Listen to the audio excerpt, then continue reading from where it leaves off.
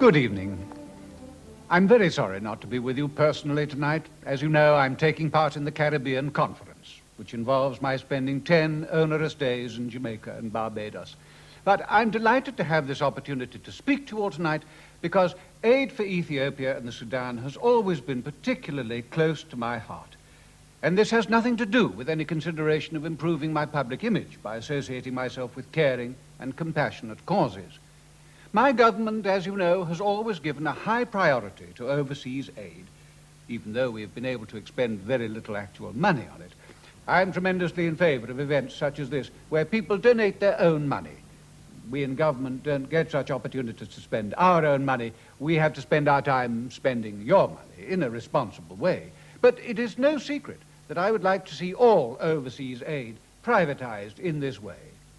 Not to help cut government spending, absolutely not, but because I'm sure the recipients of aid feel an extra pleasure if they know it is paid for by voluntary contributions and not simply out of the exchequer.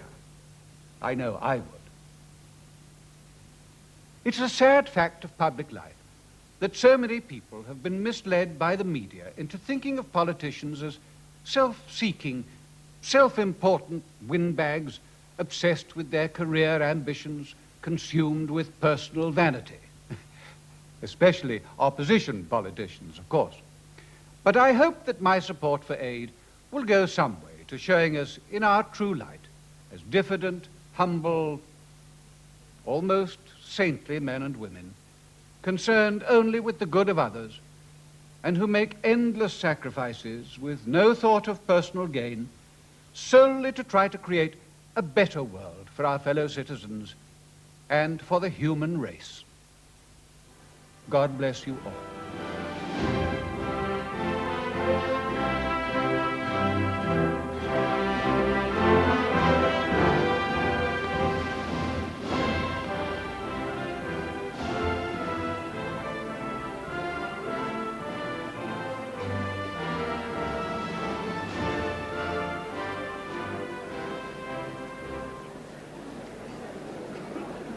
Ladies and gentlemen, will you please rise for Her Majesty the Queen?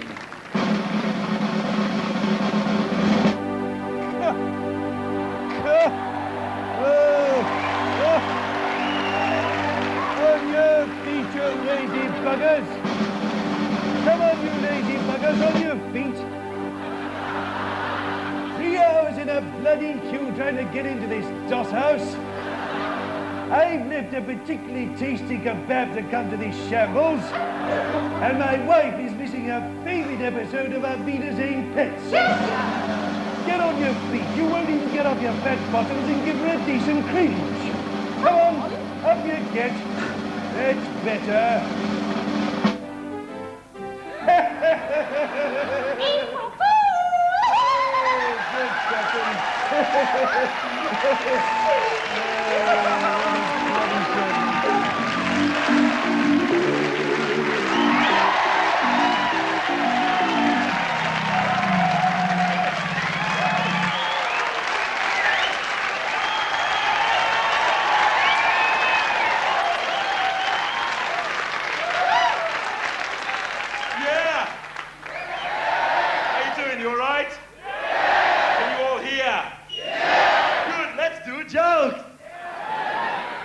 Hello, good evening. My name is Lenny Henry. Oh, asshole in the audience.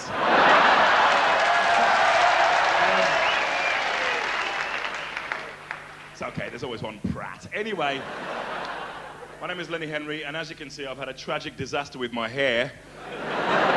So let's do all the jokes now before it gets boring. Yes, I do look like a black aircraft carrier, yes. I do look like Grace Jones.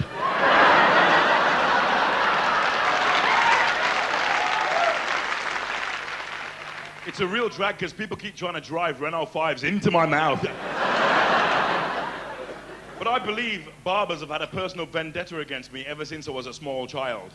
It's true, because remember when you were a kid, you had no choice in the way your hair looked. Do you remember? Your parents always made the decisions about the way you look, because I never used to comb my hair anyway. I just liked it dry and bumpy. My hair used to feel like the Braille edition of the Oxford Dictionary, you know.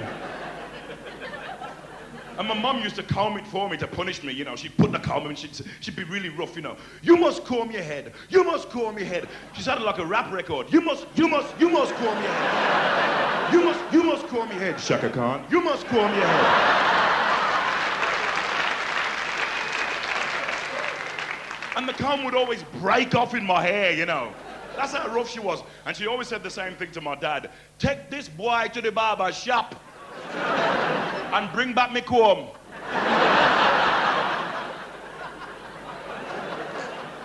So my dad would drag me to the barber shop. We'd get there. We always knew we were there because there'd be these little bald-headed kids hanging around outside, crying with bits of plaster all over their head, you know, carrying their ears in a polythene bag. So my dad would drag me into this little cellar, you know. It was really dimly lit. The barber would be standing in the corner by the chair, silhouetted in the pale light with his clippers in his hand. So I'd sit in this big chair, you know, trying to be cool. I'd like a light trim, please. Leave my sideburns on and perhaps my ears this time. He just used to look at my dad and my dad would go, skin him, and he'd go, brrrr.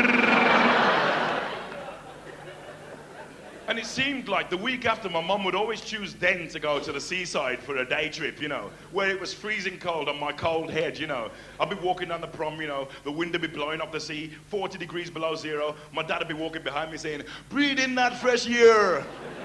Take off your jacket, take your hands out your pockets. It's a lovely day. I'm going, bloody hell, Dad, the pigeons are wearing thermal underwear, leave me alone. He says, shut up, stand outside this pub, I'll be back in 5 hours.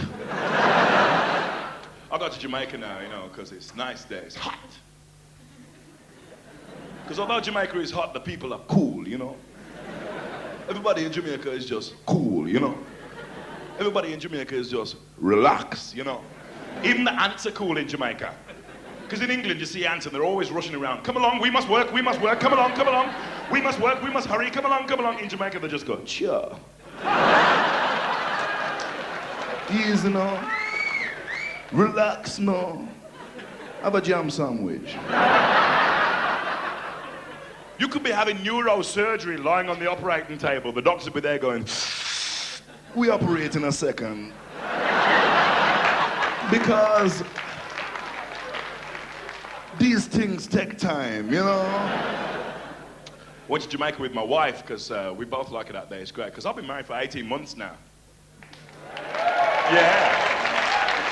Thing is, I didn't know there was going to be this much bonking. You know? I didn't know. It must be in the rules or something. Like the other night, she said, do you want to make love? I said, no. I've got a headache. All right. And I turned over. Next thing, I felt this broomstick banging me in the back. I said, what are you doing? She said, now you know how I feel when I've got a bloody headache.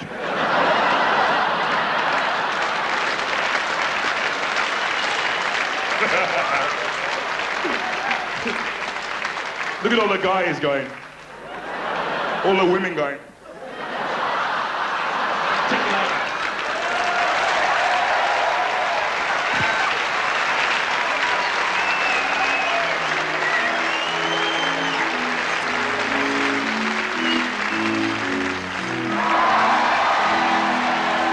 Well, now, Mr. Perkins, it was good of you to come in.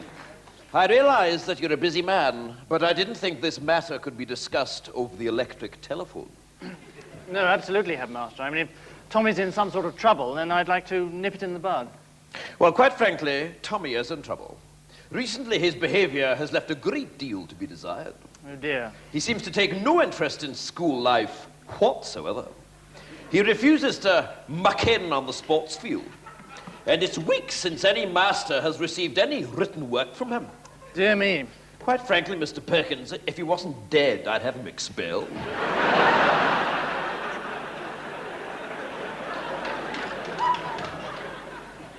I beg your pardon? Yes, expelled. If I wasn't making allowances for the fact that your son is dead, he'd be out on his ear.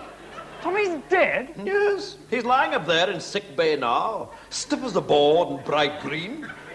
And this is, I fear, typical of his current attitude. I have pleaded with him, and so has Matron, and he will make no effort. Well, how did he die? Well, is that relevant? Yes, I think so. It's all got to do with the library. You see, we've had a lot of trouble recently with boys taking out library books without library cards. Your son was caught, and I administered a beating during which he died. But you'll be glad to know that the ringleader was caught, so I don't think we'll be having any more trouble with library discipline. You see, the library card system... I'm sorry, you beat my son to death? Yes, so it would seem. Please, I'm not used to being interrupted. The library card system was introduced. Exactly, what happened? Well, apparently boys were just slipping into the library and taking the books. No, during the beating. Oh, that? Well, one moment he was bending over, the next moment he was lying down. Dead? Deadish. Mr. Perkins, I find this morbid fascination of yours with your son's death quite disturbing. What I'm talking about is his attitude. And quite frankly, I can see where he gets it from. Well, at least I never beat him to death. Well, that was quite obvious to me from the first day he arrived here. I wondered then, as I wonder now, if you might not have turned out to be a very different lad indeed if you had administered a few fatal beatings early on. Are you mad? I'm furious. In order to accommodate the funeral, I've had to cancel afternoon school on Wednesday. No, excuse me, I must... This is preposterous. Yes, it is. Or at least it would be if it were true. What? I've been joking, Mr. Perkins. Pardon me, it's my strange sense of humor. I've been having you on. Thank God. I wouldn't cancel afternoon school to bury that little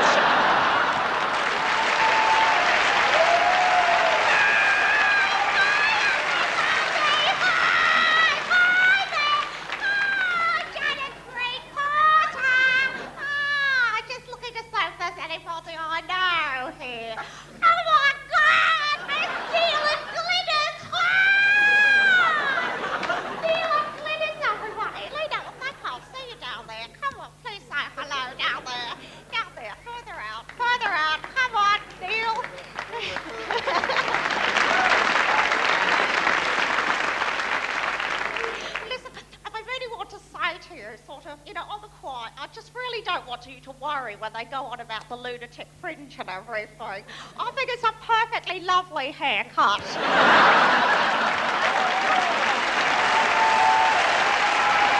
Ladies and gentlemen, Ronnie Corbett.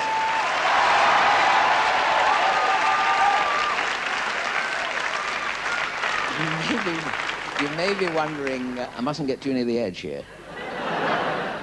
Not without the parachute. You may be wondering, you may be saying to yourself, you may not be saying to yourself, it's none of my business.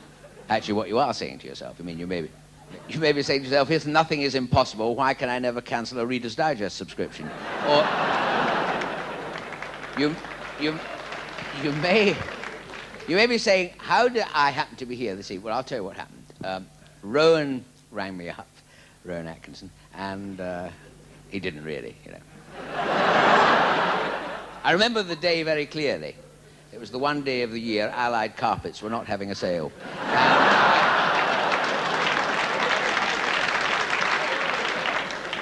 And when the message arrived, I was sitting in a box of Action Men, entertaining the troops, and they said, we're having this evening, you know, this special show. So anyway, Rowan and I met in his local hostelry, just off the M40, called the Flattened Hedgehog.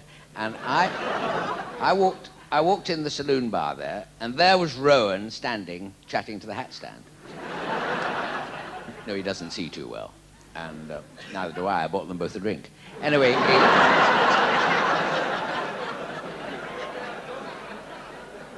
that's how. And he said, we'd just like you to come on and do a few jokes, you know, between the turns and then sort of go off. So that's how it happened to be. And he said, incidentally, we've had a very nice message we're pleased to hear from the Prime Minister tonight, wishing us all the best. She couldn't be with us. She left this afternoon for a tour of friendly countries. Coming back tomorrow. And...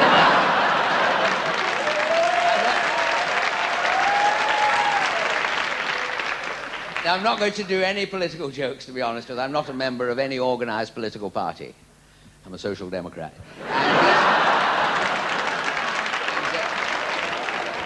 And it's been one of these weeks, to be honest, because I had a very busy... About 2 nights ago, I went to my next-door neighbour give this party. And this party was so boring, an electric light bulb blew, and we laughed about it for 2 hours. The evening was so quiet, the telephone rang, and a fellow with a weak heart had to be taken home. Actually, I don't think he really had a weak heart. I think he'd been there since 7 o'clock, and he just lost the will to live. Anyway, there was a group of people over in this corner dancing to a recording of a speech by Sir Winston Churchill.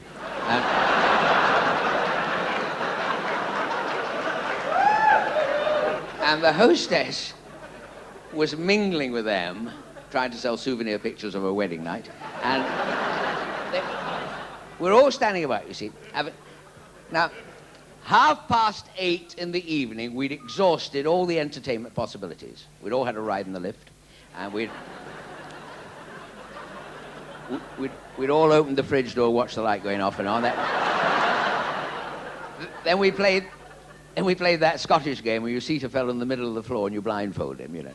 And he has to drink a whole bottle of scotch. Then you take the blindfold off. He's got to guess who he is. And I suddenly jumped to my feet, and it doesn't make a lot of difference, actually, but I did. I said, why don't we all join hands and try and contact the living? Then this lady got up. She said, what a good idea, Four Eyes, she said. She said, let's have a séance. Now, as it happened, there was a medium at the party. She'd lost her husband, I tell you what. He'd been an animal impersonator. So this lady said, we could collect a tenner. Won't be long, it's getting near the end. She said, well, if we could collect a tenner, this fellow she could not only hear him, he could materialise. So we all chipped in, you see, 5p, 10p, and no sooner she got to the tenner in her hand, she said, he's here. She said, he has materialised in the shape of an invisible Irish pixie. She said, you're very lucky, you don't often see those. And she said, he is standing on the palm of my hand, this invisible Irish pixie, as I speak. And she turned to her girl as he's sitting on the couch there. She said, would you care to come up and tickle him under the chin? She said, go come up. Should I have to tell you he's that height? But I think you're getting through to him. There we are. My time is up, ladies and gentlemen. Thank you for inviting me, and thank you for coming at all for a wonderful course. Thank you. I jumped in quickly in case it ended there.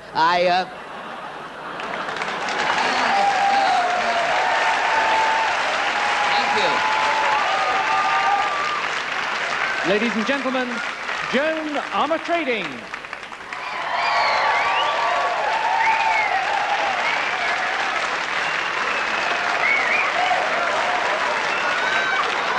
Well, in that case, ladies and gentlemen, Howard Jones.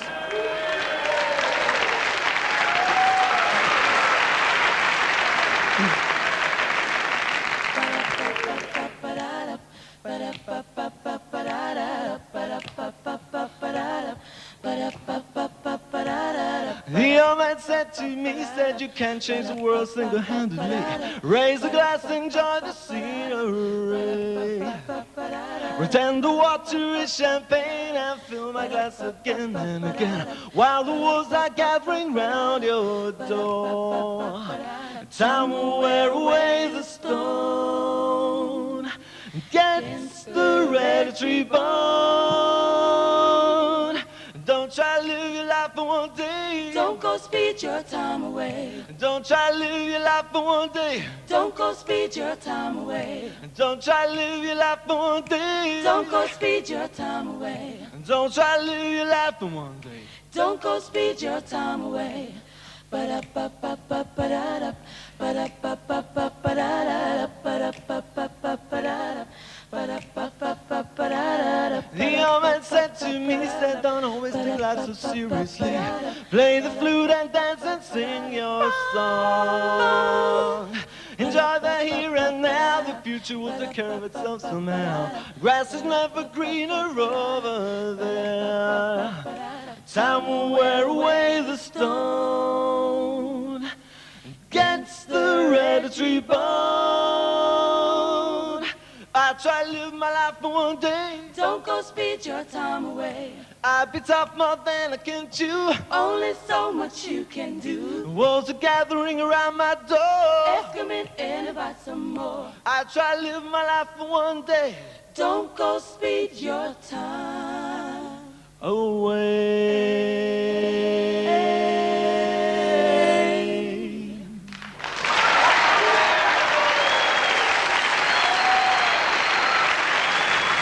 Get myself a playing, walking, sleeping, talking, dog.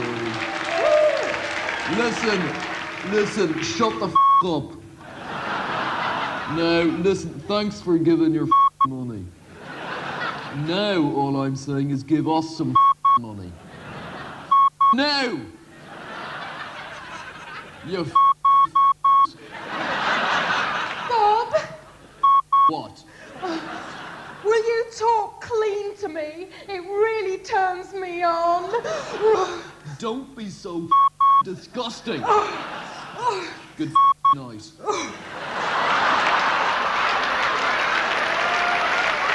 Yes, I'm glad to say we at the bank have got the go-ahead to lend you the money that you require. We shall, of course, require as security the deeds of your house, of your aunt's house, of your second cousin's house, of your wife's parents' house, and of your granny's bungalow. We will, in addition, need a controlling interest in your new company, unrestricted access to your private bank account, the deposit in our vaults of 3 of your children as hostages, and full legal indemnity against any acts of embezzlement carried out by members of our staff during the normal course of their duties. Not at all. Nice to do business with you. All right. All right, Mrs. Godfrey. Show in the 2 gentlemen, please.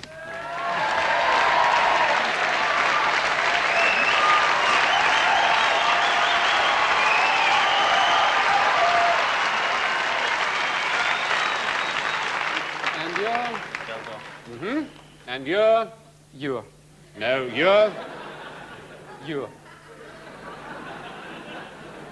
I see. How do you do? I'm a merchant banker. How do you do, Mr. I forget my name for the moment, but I am a merchant banker. Now, what can I do for you? Well, we were wondering if you, I don't know, might like to contribute something towards our Ethiopian famine appeal, perhaps. Well, I don't want to show my hand too early, but I can tell you that here at Slater Nazi, we are very keen to get into Ethiopians, you know, developing market and all that. What sort of sum did you have in mind? How about a pound? A pound, I see. And this loan would be secured... It's not a loan, sir. What? No, it's not a loan. Oh. You get one of these, so. It's a bit small for a share certificate, isn't it? Look, I think the best thing would be for me to run this over to our legal department. If you could come back possibly on Wednesday. Do you really have to do that? Couldn't you just give us the pound? Yes, but what's it for? A gift. A what? A gift. Oh, a gift, a tax dodge. No. No. Look, I'm sorry, I just don't understand. We want you to give us a pound, and then we go away and give it to the Ethiopians. Yes? Well, that's it. I don't want to appear stupid, but it looks to me as though I'd be a pound down on the deal. Well, yes, you are. I am? But what's my incentive to give you the pound? Well, the incentive is to stop people dying of starvation. Oh, dear, are you sure you've got this right? Yeah, lots of people give us money. They do? Yeah. You don't have a list of their names and addresses, do you? No. We just go up to them in the street and we ask. Good Lord. That's the most exciting new idea I've heard in simply years. It's so simple, it's brilliant. Well, if that idea of yours isn't worth a pound, I don't know what is. But the trouble is, you gave me that idea before I'd given you the pound, didn't you? So, off you go. Oh, and another thing. If you want people to take you seriously, for God's sake, get a bloody haircut.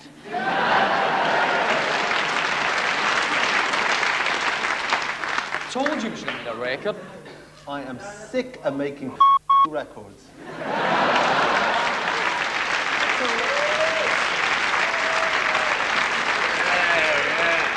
Bloody funny, eh? That was bloody funny. Hysterical stuff. Good evening. I'd like to welcome you to the Shaftesbury,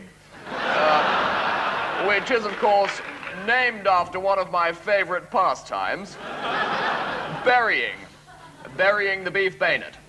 And, of course, shafting. So that's two things, really. I'm not so keen on the theatre, mind you.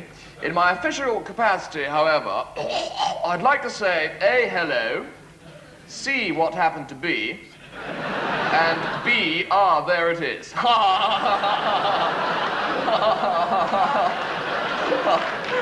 incredible, eh? No, honestly, it really is good to see you all doing your bit. I've done my bit, and so's that bastard Paddy McNally.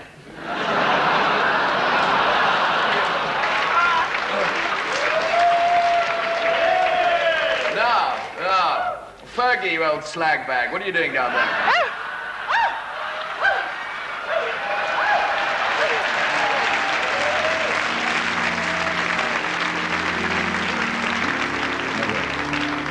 Hello.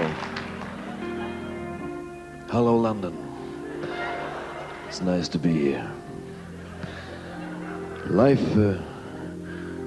really does have its ups and downs, doesn't it?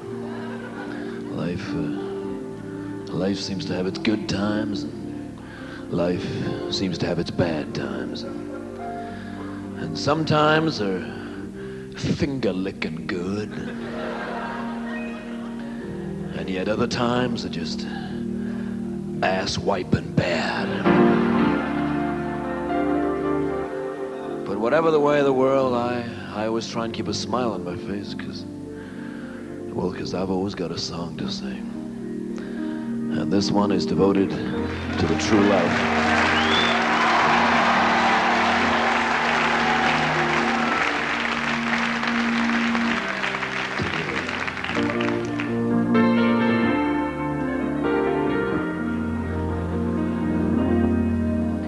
For years I thought I'd have to live alone. I never got a letter, had to disconnect the phone. The only girls I ever saw were on TV.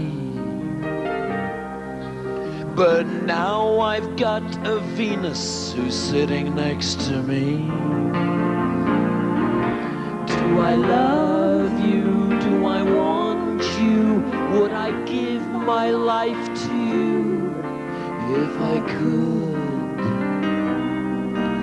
Do birds fly? Do fish swim? And do bears sha-la-la-la in the woods? I met her in the first-class lounge of a jumbo jet. It was love at first sight, Romeo and Juliet. He looked pretty rich and I was down on luck.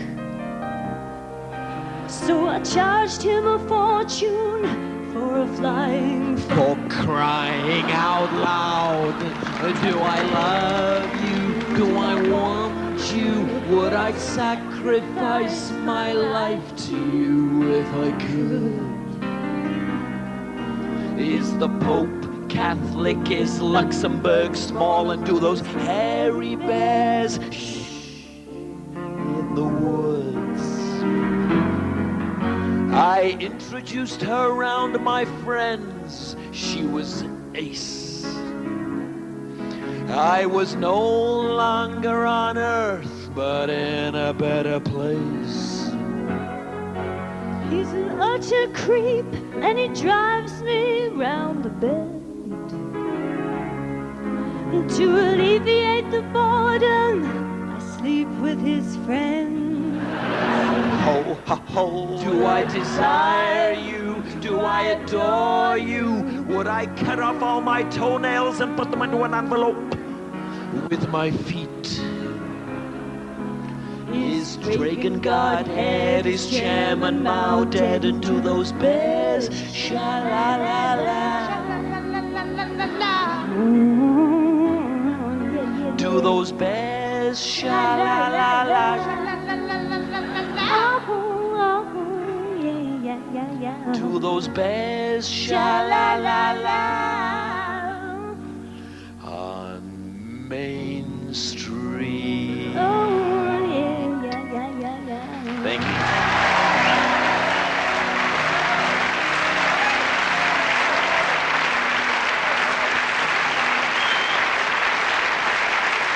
And now, ladies and gentlemen, the first ever Shaftesbury Mile with Steve Ovett and Sebastian Coe, and your commentator, Rory Bremner.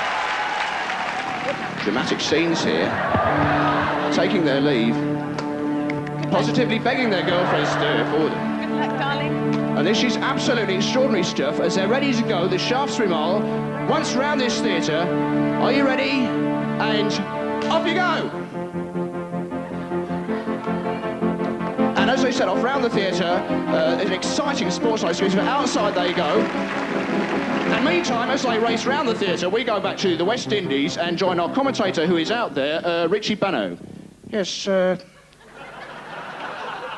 Oh, good evening, everyone, and what a marvellous day it is out here today. I'm pretty pleased, actually, as a totally impartial observer, to see the Poms having their nose rubbed well and truly in it.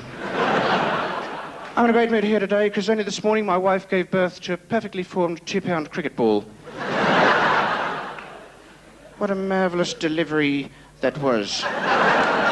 Interruption now, as, yes, no, we're going to go back to John Watson in the studio. Yes, thanks very much indeed, and the race is hotting up, but let's go back and rejoin Peter O'Sullivan. Sorry, on the first of the national, we rejoin Murray Walker. And there is the incredible Emerson Fittipaldi in the works Ferrari. And he's breaking the lap record with every succeeding lap, as indeed is Sebastian Coe out there in the Sinclair C5. And I hear now through the monitor that Seb has in fact tricked up Steve Ovett purely so he can count the amount of hair he's got left on his head. And there is absolute mayhem out there, and nothing can stop Seb Coe now. He's spun off. Seb Coe has spun off. And now there goes Nicky louder. Now there goes Nicky. Even louder. Cheap joke there.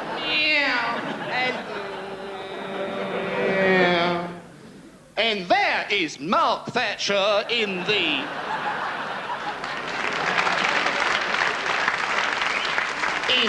undercharged Sinclair C5 as we rejoin the big race, and Steve and Seb are neck and neck, and there's a lot of argy-bargy going on out there, and it really is the pits. I can see them all, can I? Just coming into the back of the theatre. This is an incredible finish. There's been absolutely no holds barred, and my goodness gracious me, the Shaftesbury Mile reaching an incredible climax, and it is in fact Steve Ovett who breaks the tape, and that was an absolutely extraordinary race. Absolutely wonderful.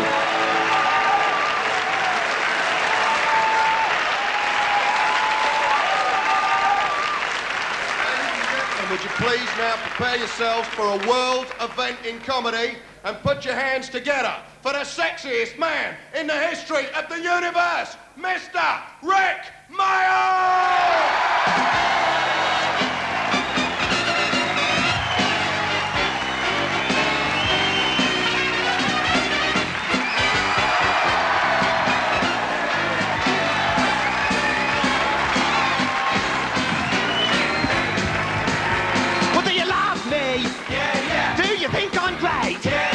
You really like me? Yeah, yeah. Well, would you like to see my pants? Yes. Would you like to see my pants? Here they are.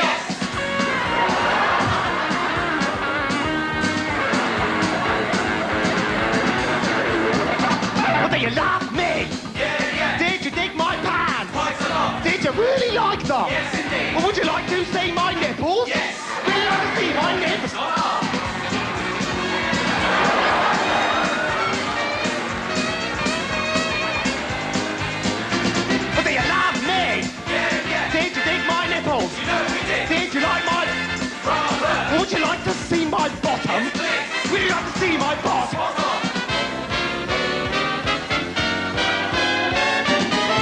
Ladies and gentlemen, you can't see my bottom yet. First of all, you've got to do something for me. Let me hear you all say, bottom! Bottom! Bottom!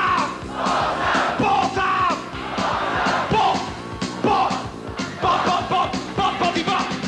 Patty pads! Patty pads! Patty pads! Patty pads! Patty pads! Everybody! Come on! Well, do you love me? Yeah. Do you like my pants? Did you like my bottom? Yeah. Or would you like to hear it fart? Yes.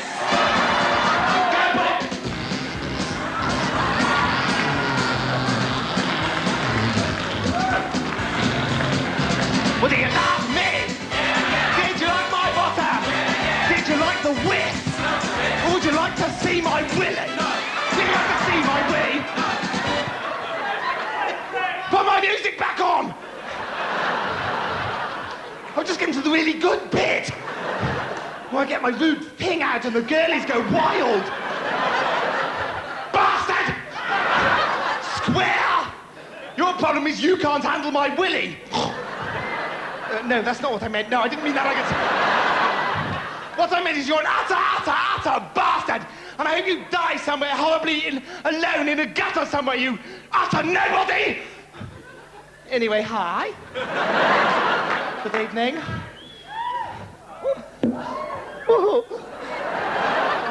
My name's Rick.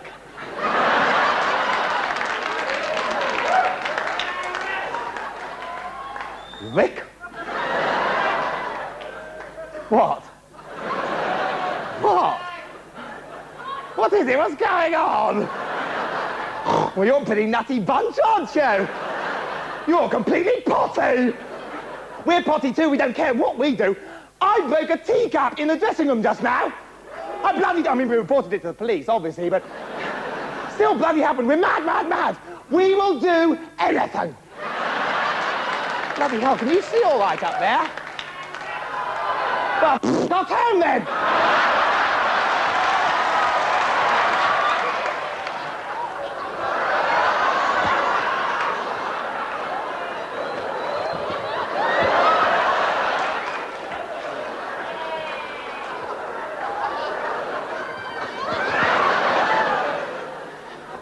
Why did the monkey fall out of the tree? Because it was dead. Dead.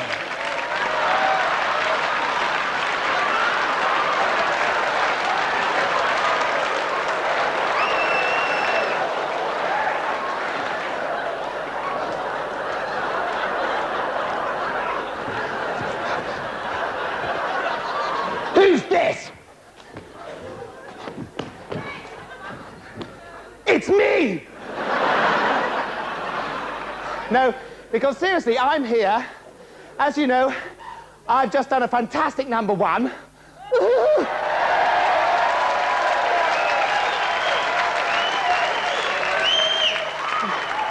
Which doesn't mean I've just done a brilliant wee-wee in the toilet. Although I have. And I thought I'd do it all on my own here for you tonight, without any help, except from my backing group, Cliff Richard, and 3 other bastards whose name I can't quite remember now. So without further ado, 1, a 2, a 1.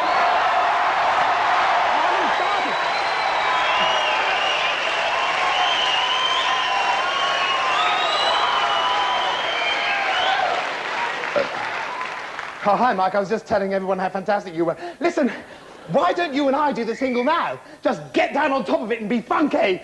Oh, that sounds a bit rude, doesn't it? It's about the song. I've got to talk to you about that. Yes. Now, this isn't easy for me, Rick. Yes. In fact, it's very, very hard. And I'm not talking about my... Remember, Cliff's in the building. We don't want anyone saying penis. We don't want you in the song anymore.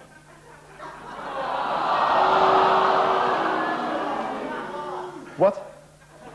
What? I simply said we don't want you in the song. Yes, but why? Because you're total and utter crap!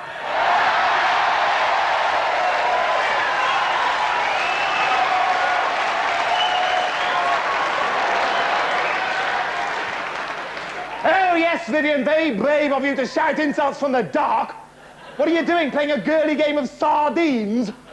Trying to get a snog off Kate Bush? Sorry, Kate, I was just hiding in the cupboard and my hand accidentally went up your frock and into your necks. Is that it? I bet it is, you little pervy. Bloody hell it is. Vivian, that's not Kate Bush, that's Neil, and you know it. Kate Bush is underneath, Michael. I'm using Neil as a contraceptive. Well, whatever it is you're doing, just stop it now and come out here and insult me like a man, you big girly. You asked for it.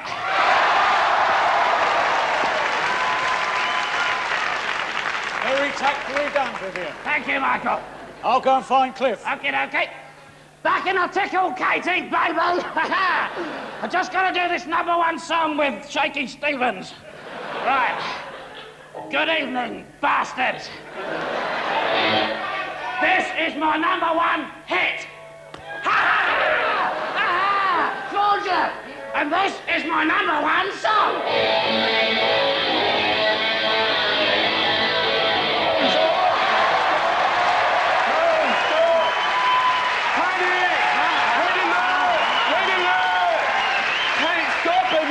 Don't do the song right. I've got like some really heavy news about Cliff that's going to completely blow your mind. What's that smell? Neil, go away. Don't patronise me, you bastards. Oh yeah, let's all sit in rows and ruin Neil's evening. What's the message, Neil? Oh yeah, the message about Cliff, right? Like, Cliff's blown out the gig. What? You mean he's farted? No, Cliff can't come. Why? He's doing time. They put him in prison for farting! Right on! Who's going to do the show? Oh, that's all right. I booked John Craven instead. John Craven, fantastic! Yeah. Come on!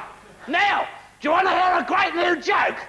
Oh, yeah, okay. Rick, I'll get out of the way if you don't want to get seriously hurt. Right. What do you say to a stupid hippie who's standing on a pile of dynamite? I don't know. What do you say to a stupid hippie who's standing on a pile of dynamite? Get this, Buster! Oh, yes. Yeah, that's really good, like, get this, Buster. Yeah, I get it, yeah. Right, everybody's satisfied now. He's blown his goonies off and whipped out the theatre. And Cliff can't flipping make it. Let's just do the song. Hey, kids. It doesn't matter what you are. Punks, skins, bastards, Keith Chegwin, Mrs. Thatch. Everybody everywhere. Stop smirking and pay attention to me. Because if you're a wild-eyed loner standing at the gates of oblivion, then hitch a ride with us. Because we're on the last freedom moped out of nowhere. And we haven't even told our parents what time we'll be back. So pull on your dancing trousers and get down to the total and utter king of rock and roll, John Craven! God, how embarrassing.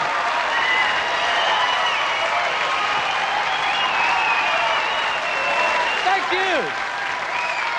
It's really nice to be here. I realize that tonight it's me that's the alternative. Take it away. I got myself a crying, talking, sleeping, walking, living doll. Got to do my best to please her just 'cause she's a living doll. Got a roving eye and that is why she satisfies my soul. I got the one and only walking, talking, living doll. Just a minute. That's not John Craven. That looks suspiciously to me like Cliff Richard. Yes, it is. It's Cliff. Cliff, congratulations for 50 years at the top. What do you call a man with a seagull on his head? Cliff. I think this John Craven's brilliant. I'm glad Cliff didn't turn up. I got myself a crying, talking, sleeping, walking, living doll. Living doll. I got to do my best to please her just 'cause she's a living doll. I got a roving eye and that is why she satisfies my soul. Got the one and only walking, talking, living doll. Well, take a look at her hair. It's real. If you don't believe what I say, Just feel. I gotta look around my action. So no big hug. Feel her away from me. Get down!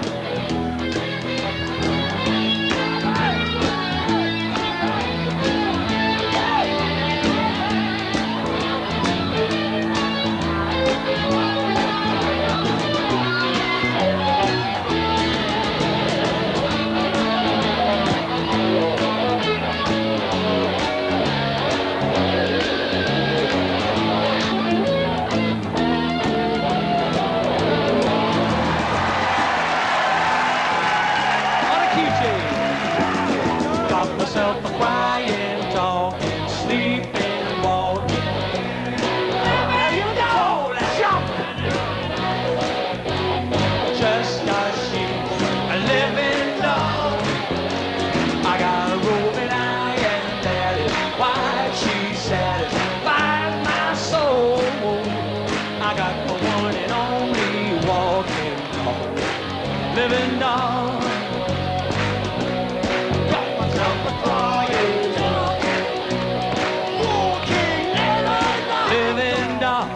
I got to do my best to please her just 'cause she's a living doll. Oh, comedies now. Got a rolling high and that is why she's revolves my soul. I got the one and only walking, talking, living doll.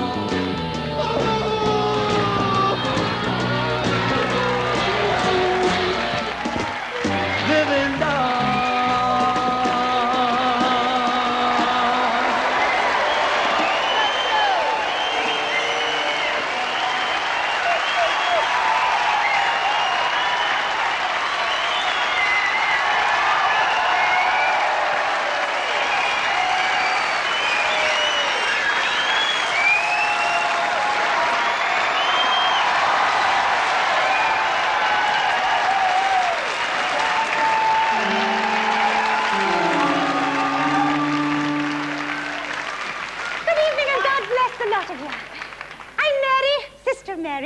But my friends call me Hot Lips. Tell me now, are there any Catholics in the audience? Yes? Yes, well, I'm a little surprised to find you at a show like this. However, if I could just address both of you for a moment or two, because I know the effect these kind of shows have on you. What we in the business refer to as the, well, we've had a few laughs, now let's go home and shag ourselves stupid syndrome. Absolutely. Well, don't get me wrong. You see, God does want us to have babies. After all, if He'd wanted us to be homosexuals, we would have been born with our bottoms facing the other way. Yes. No, it's the manner of reproduction which we might find a little fault with. Haven't you always envied those little amoeba chappies? You know, those little ones which just divide by themselves without any of that nasty, sordid, sweaty, you're the best, you're the best. No sleeping on the wet patch for them. Tonight we have a new method of reproduction, and I'm going to demonstrate it for you tonight. It's very simple. All you need is a magic altar, a chainsaw, and a volunteer from the audience. Come along now. Surely there's one place.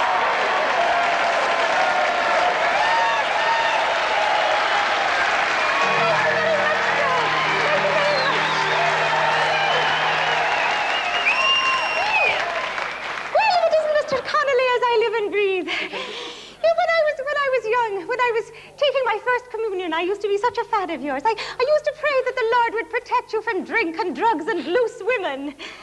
Did He do that? No. Fine. Right, well, let me explain what's going to happen here. You're going to get into this magic altar. If you would do that now, please. And we're going to reproduce you in front of the audience. Now, sir, if you'd like to step in from that side. That's very good, sir. That's it. There's one born every minute. And most of them are Catholics. Right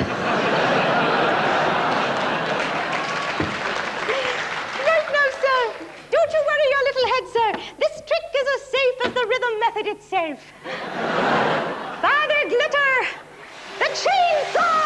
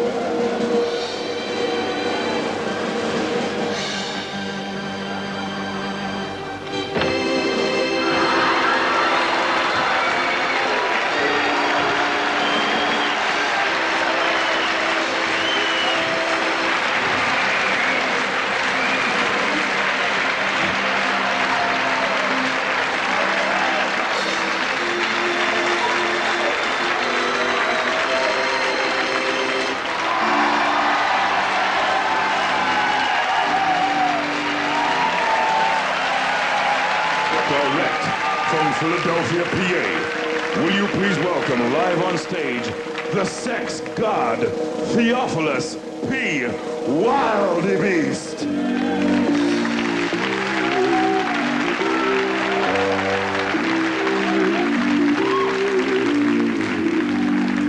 All right, ladies and gentlemen, it's so nice to be here in your wonderful country.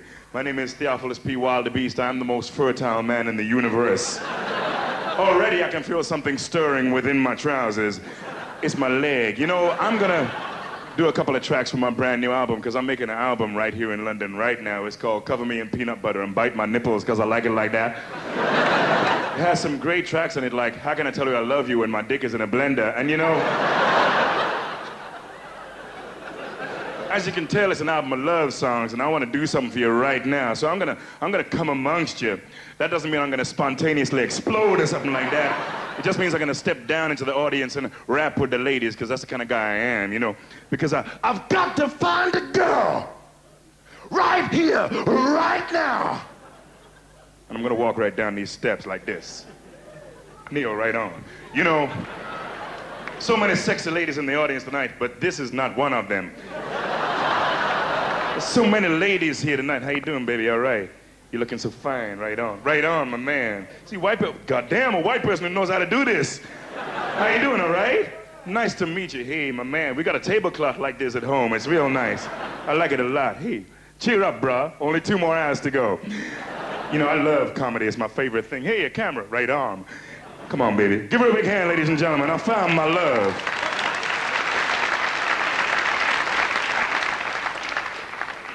All right, baby, come on. I want you to sit down in my apartment. Here. This chair here, like this.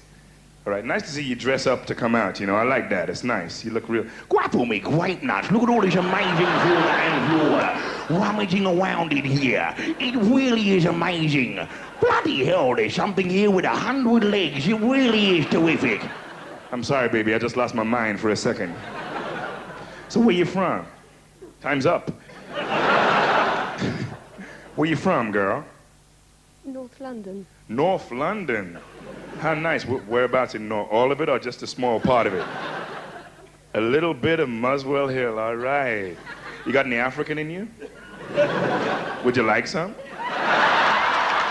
It's a joke, goddamn. I'm sorry, baby. It's a joke, goddammit. These people are sick, baby. Ignore them. These are the kind of people who'd sellotape breadcrumbs through a window and watch birds batter themselves to death. You, out. So, hey. I know you feel fine tonight, so I'm gonna ask you your name. What's your name, girl? Joe. Joe. That's a beautiful name. You know, Joe, I've been watching you for a long time.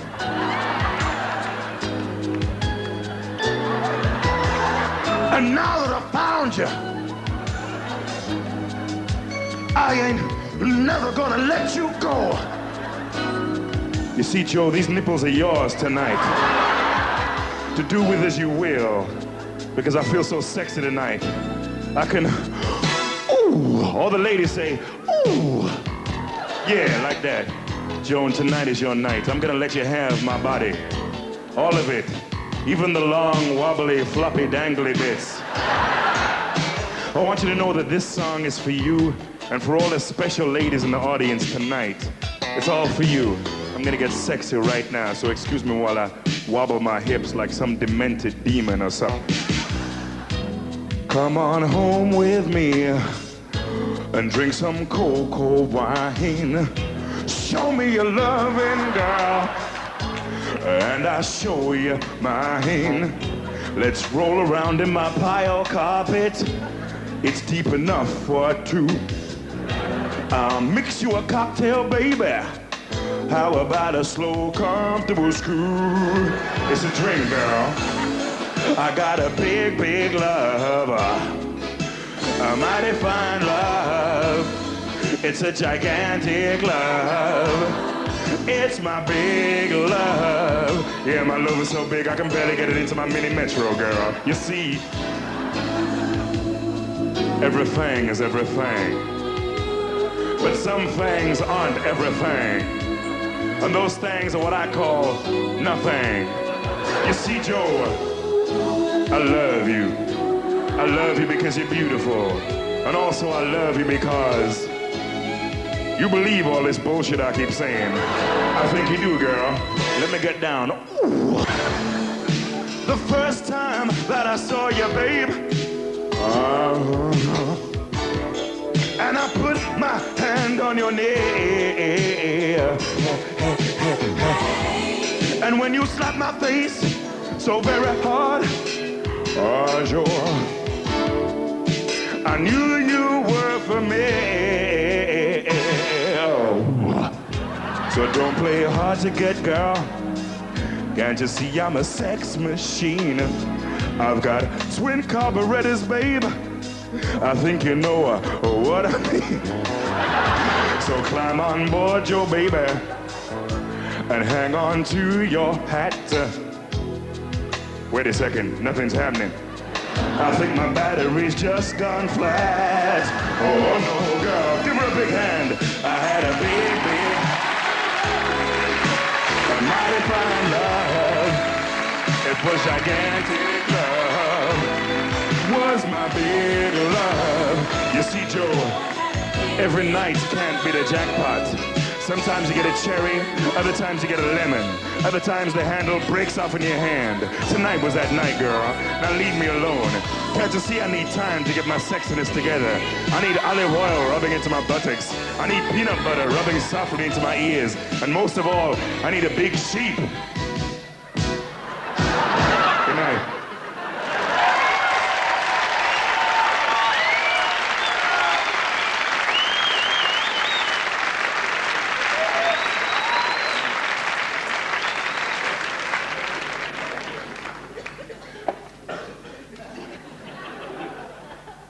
Just going to sit.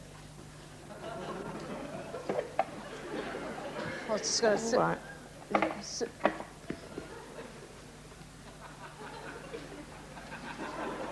What are you doing this weekend? I'm going riding in the country with my family, actually. Have you got a pony? No, I've got a horse. How big is it? You don't say how big is it when you're talking about horses. You say, how many hands is it, please?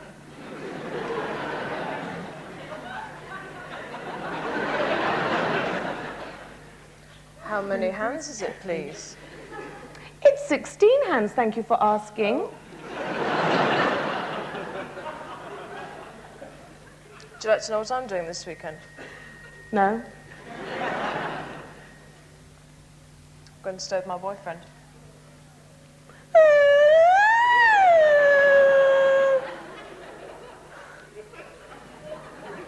Does your mum know? Yeah. She doesn't know his parents are going away, though.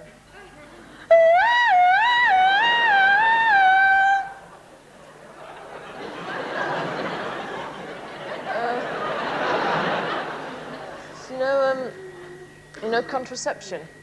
Yes. What is it then? Well, if you're asking me what contraception is, must mean you're going to do it then. You're going to do it. You're going to have it off. You are, you're going to have it off, aren't you? Well, it's a good thing you asked me because I know. The first thing you need for contraception is some towels. And it's a good idea if they're dark-coloured towels because there's going to be a lot of muck and goo on them later on. And you go up to the parents' bedroom, you take off the duvet and you spread the towels all over the bed. And you get on the bed and you have it off. How do you know when you're having it off, then? God, you don't know anything, do you? Well, have you ever seen a man's toilet parts? Well, a man, right, has got 3 dangly toilet parts. And the middle one is the important one. And when the man wants to have it off, the middle one stands up. It gets sort of hard. It's about that big, and it's a bit like a sort of cactus, and it's got all spikes coming off the top of it. And he calls it his todger. And when the todger's all sticking up, you know it's time to have it off. So you get on the bed and wait for the eggs to come, stupid. By now, the todger's about this big. About this big. And there's a big sort of metal spike coming out the end of it. And he gets on top of you and puts the todger inside and tries to break the hymen, and eventually it breaks and a lot of green slime comes out. True, and that's when you know that you're having an organism. And the other way you know is because your eyes go sort of strange like that. And then the egg drops out, you see? And you just wrap the egg in the towels, right, and put it in the toilet, yeah? You'll never believe what happens next. I didn't believe it myself when I saw it. Right, the man stands up. Now the todger is this big. And he says, "Oh, God," and his eyes are going like that. And the top of the todger opens up like that, and 5,000 trillion fish come jumping out the top of it. They come jumping out like that, and they go off the ceiling, off the walls, all over the floor, everywhere. And you've got to scrape them all up into a towel and put it in the toilet. Because, you see, if you let the fish get near the egg, that's how you get pregnant, you see. Well, the fish just die then, do they? Just... Well, most of them die, but if there's any left on the floor sort of flapping around all over the place, you just grab their tails and get a mallet or a book or something, just bash them on their heads like that, scrape them up in a towel and put them in the toilet. Very pleasurable experience.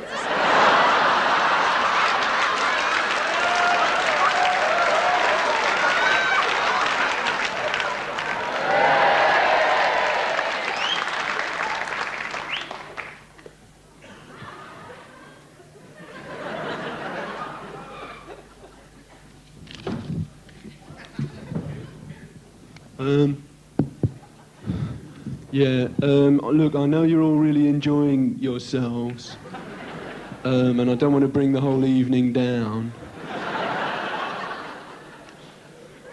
Yeah, I've got this announcement, right, okay? It's a bit of a downer. Now is the high point of the evening. Give us a B. Are we all right? And the rest of us not too bad. Give us an E. Give us an A. This is going to take ages, by the way. Give it. Oh, did I do the E? Give us another E. Give us an N. Give us an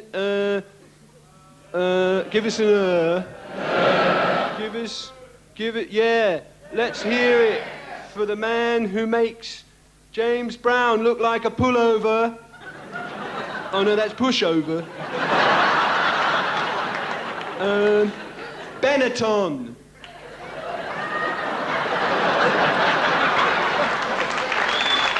A load of leisure gear. Okay, that's it. Benetton.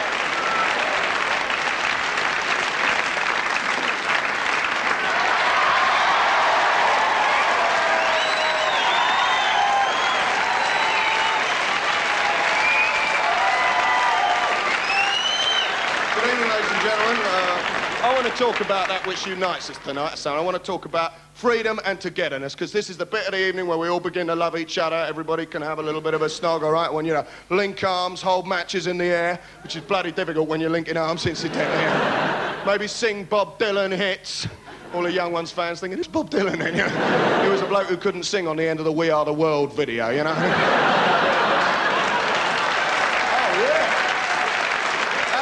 60s folk hero, that's dangerous stuff in 86. Very bloody alternative, Ben, I must say. Anyway, I want to talk about that which unites us, because there is one thing that is similar for every person in this audience. There is one thing in which we are all the same. It doesn't matter what you are. You could be left-wing, you could be right-wing, you could be a liberal, you'd be a prat, but you could be. Bit of a round of applause there. That's obviously the Liberals. I think he's got a perfect right to say that, actually.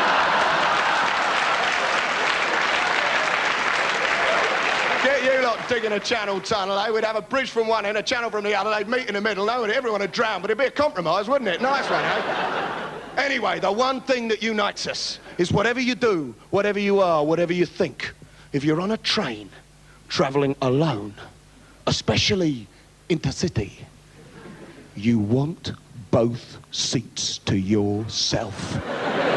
You don't want some bastard sitting next to you, do you, eh? You want the whole bench to yourself. Even Jimmy Savile wants the whole bench, eh? So we were down the station the other day and it was Euston Station, very crowded, lots of platforms, no trains. British Rail being very nice to each other, new policy, we're getting there, but there's no train, so we're not getting there very fast, are we? And there's a very, very long queue, and we British in queues are very similar. This long, winding queue round all the bird dung and the cartons of Max Packs. Everybody rippling up and down, the same tiny little ringing paranoia ringing round every little British head as everyone thinks the same tiny thought. He's pushing in.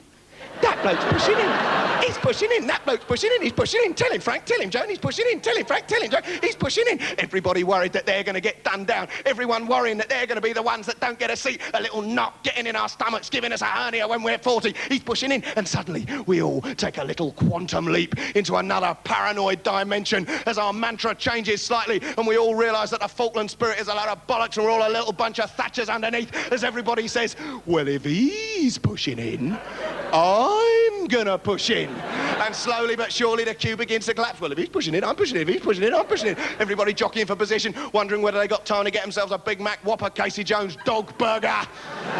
Fast food, eh? Fast food taking over Britain. Fast food. I don't know why they don't just flush it straight down the toilet. Cut out the middleman, eh? Anyway, back in the queue, there's still no train. Everybody's getting very worried. Everybody's very paranoid. And underneath it all is the lowest mumble of all as we all chant together under our breath. Double seat. Double seat, gotta get a double seat, double seat, double seat, gotta get a double seat. Suddenly, the gate's open, nobody cares, push forward, we don't care, British to the front, double seat, gotta get a double seat. Little British people trying to get to the front, me in the front, me in the front, I've got a trolley, it's a weapon, it's a weapon. There's 50 of us, we're in front, we're down that platform, double seat, double seat, double seat. We pass the first class carriages, in unison we all turn and say, bloody hell, they are completely empty, why do they put them on? First class carriages, they are completely, double seat, gotta get a double seat. We pass the buffet, is it open, is it closed, it doesn't matter, it all tastes the same. Double seat, I've seen mine. I'm in the end carriage, there's lots of empty seats. Oh no, they've got them little tickets that say reserved from Wapping. Haven't got the guts to pull it out. Haven't got the guts to just tear it out. No, I haven't, because I'm not an anarchist. Oh, down that platform, I've seen it down the corridor. Not the old lady, needy old bloke. Zero in, blue tag under the bum. I'm sorted.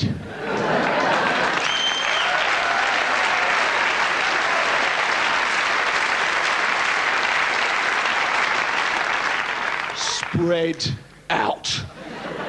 Occupy your space. Imperialism with your body. Pretend to be asleep. Intimidate people. Whop the old willy on the table. I know not everyone can do that, but if you can, it's a brilliant trick. Oh, yes, I mean, people, they'll move a newspaper, they're not going to move your willy, are they, eh? Excuse me, is this knob taken? Yes, it is. Naff off, all right. But eventually, because it's a super saver train where all the seats are taken, whereas they're 1 in 7 trains and the business people travel on all the others in luxury, and we're all stuck in the cattle trucks, somebody sits beside me, as they always do, with a Sony Walkman. And I know I'm going to have to spend the next 6 hours trying to work out what the bastard's listening to. Because it's like a swarm of bees playing in your ear, playing comb and paper. Ching, ching, ching, ching, ching, ching. Is that Dire Straits? I don't know. What's he listening to? And he can't hear you, so he thinks you can't hear him. So you say, could you turn it down? What? Could you turn it down? So I got up, put my plastic dog turd on my seat so now I'd sit there. Asked the bloke with a Walkman to watch my turd. Will you watch my turd? Went up the buffet. Cut a long story short, spent the rest of the journey in the buffet, playing the buffet game. You know the buffet game, you must know that one. Match the food to the photograph. Brilliant game. We were playing out for hours. What's that then? It's a sausage roll. It's not. It's a cheese and onion sandwich. It's a bag of crisps. It's a can of Coke. It's a sausage roll. Trying to get it all sorted out. What's that? What's that? Finally got it all sorted out. Except the last item. Couldn't thought. Plotting it, looking at it, wobbling it about. Couldn't decide what it was. Turned out it's the bloke behind the buffet, making sure no one stood beside him. Know what I mean? I damn near bought it. I thought there's more meat in that than a British rail pie, eh? Yeah, very alternative, I must say. Anyway, the food's improving on British Rail. And anyway, don't blame the staff, blame the management. Thanks a lot. My name's Ben Elton, and good night!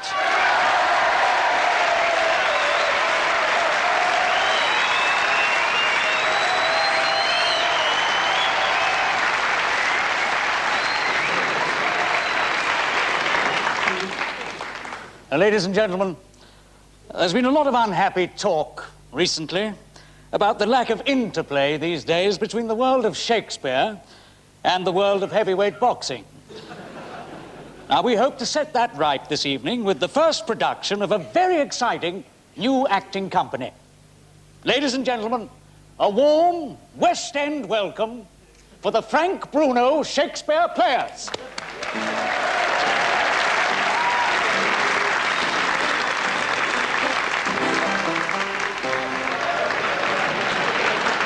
Hello.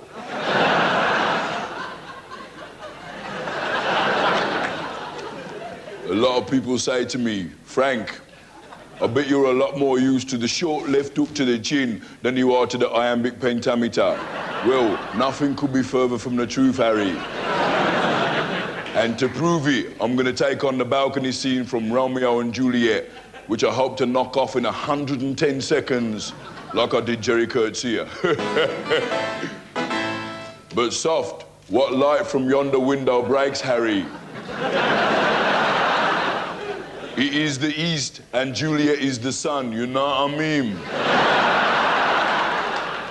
The brightness of her cheek doth shame the stars, and methinks with her right hand she could be pretty useful.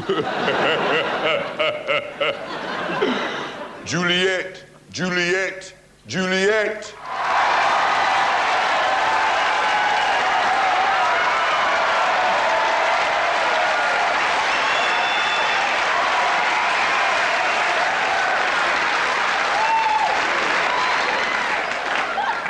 Oh, Romeo, oh, Romeo. I haven't seen thee since the wane. Oh, Romeo. He is my lady, is my love. Oh, to hold the hand inside that glove. Behold her girlish frame, so graceful and so slender. Oh, to kiss those lips, so gentle and so tender. Juliet, weren't thou not afraid to come out tonight? No, Romeo. It would have taken 6 baboons to keep me inside tonight. Oh, Romeo. You know what I mean, Harry?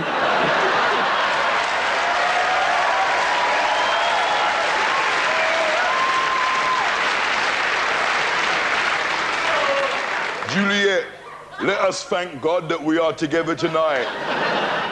Oh, Romeo, but we also have to thank my manager, Terry Lawless. Barry McGuigan's manager, Mr. Eastwood. And the Pope, because he's murder, you know what I mean? Alas, the bell, parting is such sweet sorrow. I wish we could get married quick so we can do some bonking tomorrow. Oh, Romeo, I'll marry you, no doubt, because I've read it in the play and it said so. There's a little bit of poison, but apart from that, no problem, Romeo. Ladies and gentlemen, the real Frank Bruno.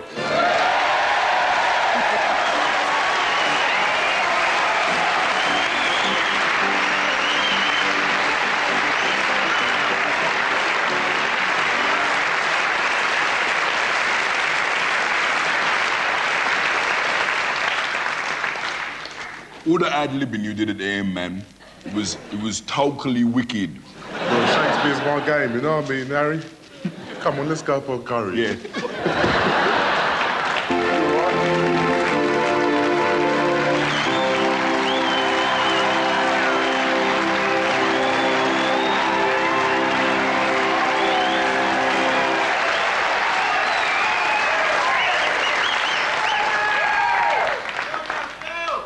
It's me.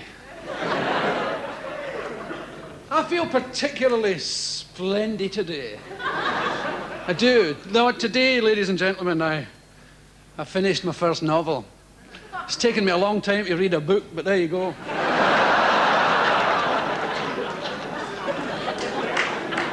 Tried. I've just come back from Australia, and it's a good place. It's an extraordinary country. I'm amazed that Australians make it to adulthood at all. The place is fraught with danger. You've never seen anything. The day I arrived, a crocodile ate a woman. It was, you know, you watch the news, you're used to like Beirut and all that. You know, or night strikes and elections and things, but nobody gets eaten by crocodiles here. It says, a woman was eaten by a crocodile today. I was on holiday before I started working there, and I was sunbathing. I was on the balcony of this house. I don't go to the beach for a few weeks because I'm a Scottish person.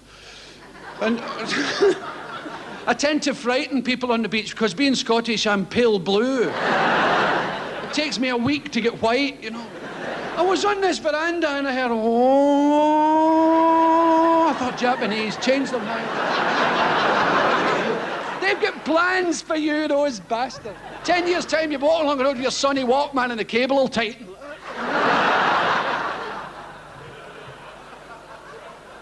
They're building a holiday camp in Queensland in Australia. Holiday camp.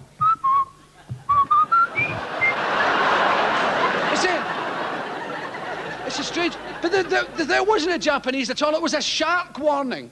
And the people were still swimming. Australians are strange, you know. It's huge beasts walking about like that. They're giving it swim.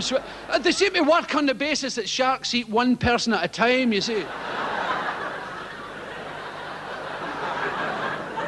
I go, get out of the water! Get your silent little fishes behind you!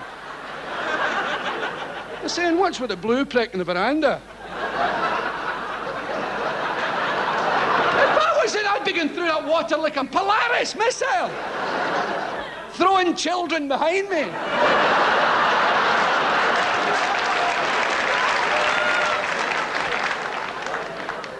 I went to it's funny, you know, in Australia, the suntan oils in numbers, from 1 to 14, you know, depending how fair skin. I was number 26. The woman says, that's a bandage. She says, you'd be better with a boiler suit and a balaclava. I said, what's a bandage? You see, things used to be quite simple, like buying a shampoo. Do you remember you used to be able to go into a shop? Excuse me, can I have a shampoo? And the person would give you one. Thank you very much. You go to Boots the chemist, there's about 5 lanes of shampoo, 6 deep, all different colours, things you never heard of in your life. Jojoba. What happened to soap? Jojoba. I said, what's jojoba? See, in Glasgow, that's the month before November.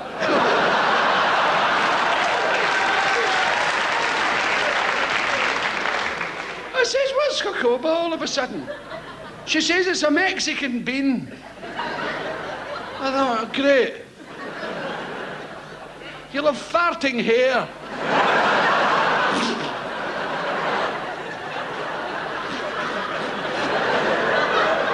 So, jojoba, henna, henara, avocado and walnut, egg and mushrooms. Coming at that. When I was a boy, that would have been straight into the frying pan. Egg and mushroom, that'll do me. Where's my shampoo, by the way? So your father's away to work with it on his sandwiches.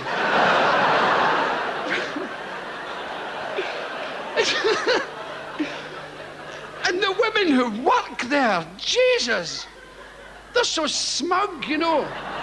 Oh, sir, it's a bit... Where did you last buy a shampoo?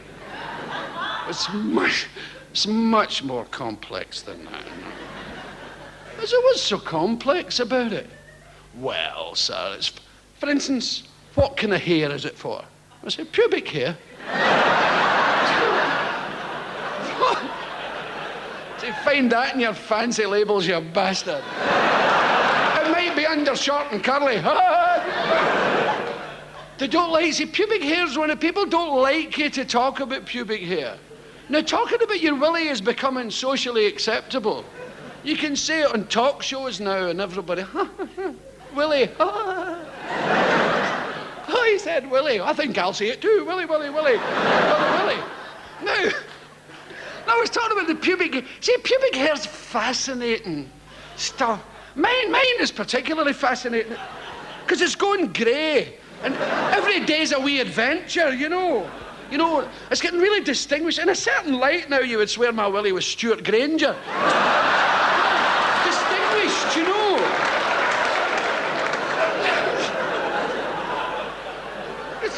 I've got to really kind of like it. It's very pleasant, I find, pubic hair, and isn't it extraordinary? Your pubic hair is always shiny and full of life. It's a zing, ping, ding, wing, ding, zing, ping.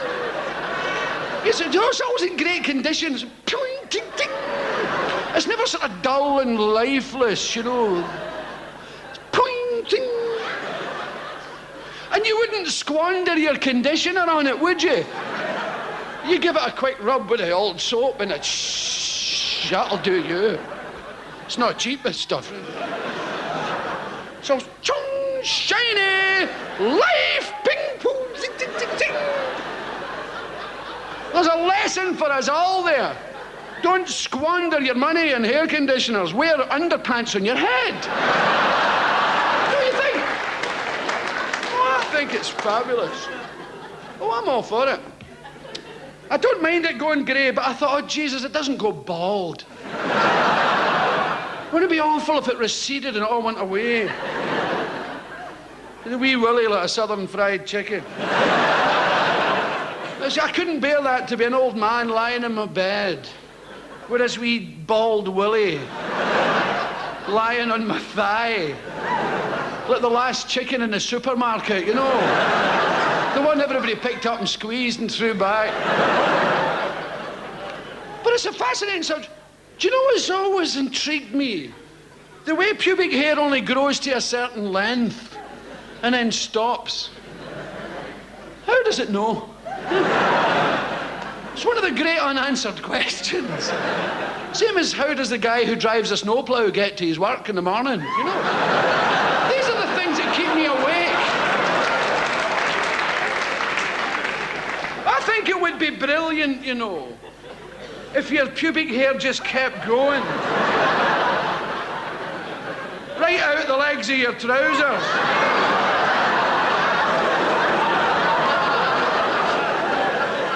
Wouldn't it be fab and groovy? It'd be brilliant, like those big hairy après-ski boots, you know.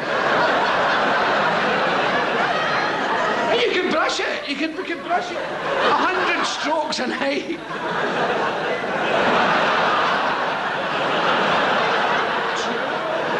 3, 4. It could be great, a big swooping mass. You could backcomb it. Heavy metal pubic hair. Your willy would look like Robert Plant. You could do all sorts of things. Punks could put lacquer on it and have huge Mohicans. Country and western singers could plait it. Willie Nelson. Ladies and gentlemen, I'm getting the hell off here. Thanks very much for listening to me. Good night.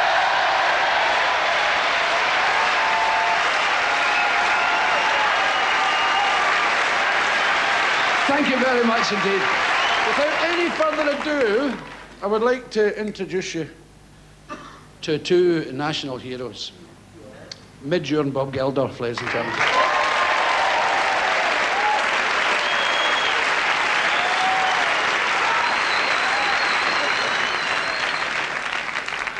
Doom Brothers, you know. Whenever we appear, you know it's the end of something. Most usually this song. This is the end of this show. I'd like to thank everybody for doing it for a start. I won't go through the names, and it's Sunday evening, and I hate to have to do this to you, but we do know you know the song. So a bit of community singing at the end, chaps, would be handy. Meanwhile, Paul Simon will start. Thanks very much.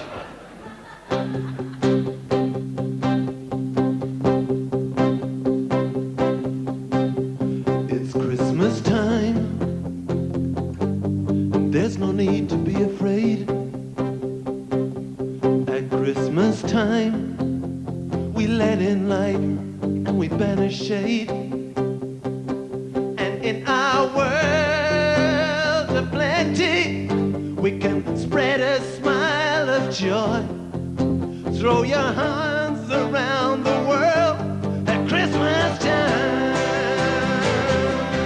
But say a prayer, pray for the other ones. At Christmas time, it's hard, but when you're having fun, there's a world outside your window, and it's a world of dread and fear, where the only water flowing is the bitter sting of tears.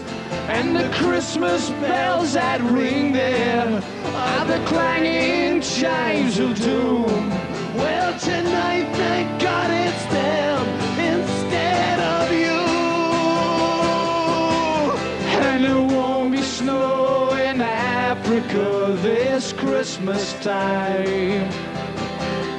The greatest gift they'll get this year is life. Oh, where nothing ever grows, no rain or rivers flow. Do they know it's Christmas time at all? Here's to you. Raise a glass for everyone. Here's to them. Underneath that burning sun. Do they know it's Christmas time at all? Feed the world. Let them know it's Christmas time and feed the world. Let them know it's Christmas time. Feed the world. Let them know it's Christmas time. Feed the world. Let them know it's Christmas time. Again. Thank you.